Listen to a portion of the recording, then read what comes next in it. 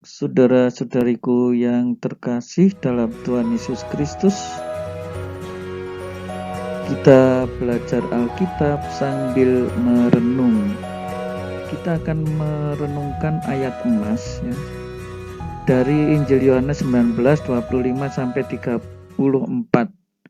Nah, ayat emas ini kita sendiri yang memilih. Jadi membaca dari ayat-ayat yang ada di dalam perikop ini, lalu mana yang paling menarik, menyentuh hati kita, itu yang akan kita jadikan ayat emas. Nah, secara kebetulan kita melihat tema ini, Maria Bunda Gereja. Baik, saudara-saudariku yang terkasih,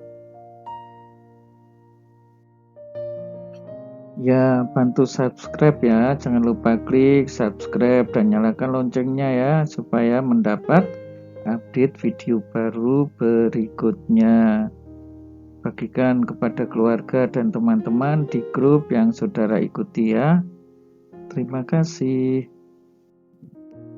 Ketika Yesus melihat ibunya dan murid yang dikasihinya di sampingnya, berkatalah ia kepada ibunya, "Ibu, inilah anakmu."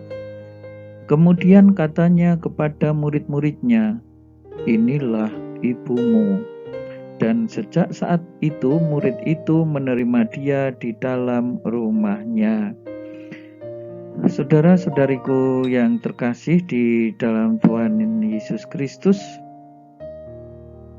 konteks ayat emas ini adalah ketika saat Yesus tergantung di kayu salibnya, di saat-saat terakhir hidupnya.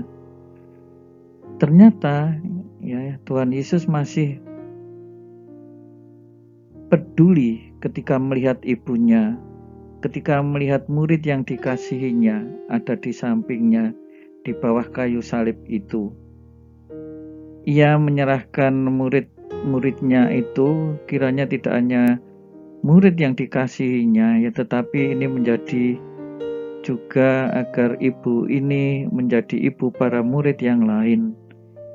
Ibu, inilah anakmu. Ya, ada kepedulian Tuhan Yesus kepada murid-muridnya. Kemudian ia juga berkata kepada murid-muridnya, "Inilah ibumu." Dan sejak saat itu murid itu menerima dia di dalam rumahnya. Nah, saudara-saudariku yang terkasih, kita melihat di sini ya, bahwa di saat-saat terakhir hidupnya, Yesus masih mempedulikan kesejahteraan ibunya dan juga murid-muridnya. Yang betapa cintanya Yesus kepada para murid dan juga kepada ibunya. Dia begitu ingin agar nanti para murid dan juga ibunya bisa saling membantu satu sama lain. Boleh dikatakan ini menjadi semacam wasiat sebelum saat terakhir hidupnya.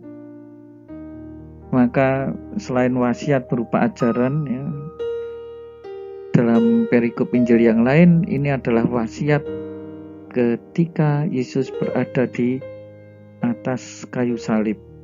Dia ingin ibunya dan juga murid-muridnya hidup saling membantu satu sama lain, memberi kekuatan satu sama lain. Dan disebutkan menerima dia di dalam rumahnya.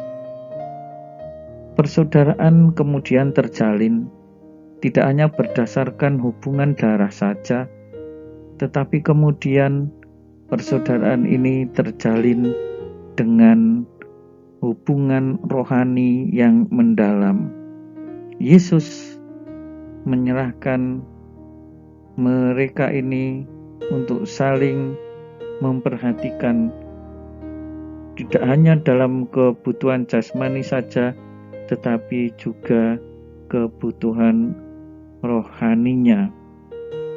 Di atas kayu salib saat dia menderita pun ternyata tidak hanya memikirkan dirinya sendiri, tetapi Yesus masih memikirkan orang-orang yang dicintainya.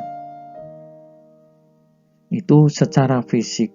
Nanti tentu saja para murid ini masih akan selalu didampingi oleh Yesus di dalam kehidupan sehari-hari, di dalam hadirnya Roh Kudus mendampingi mereka selalu. Kiranya itu yang bisa kita renungkan. Tuhan Yesus memberkati. Berkat dalam. Saudara-saudari sekalian, pekerjaan saudara, keluarga saudara dinaungi, dibimbing, dan diberkati oleh Allah yang Maha Kuasa, Bapa dan Putera dan Roh Kudus. Amin.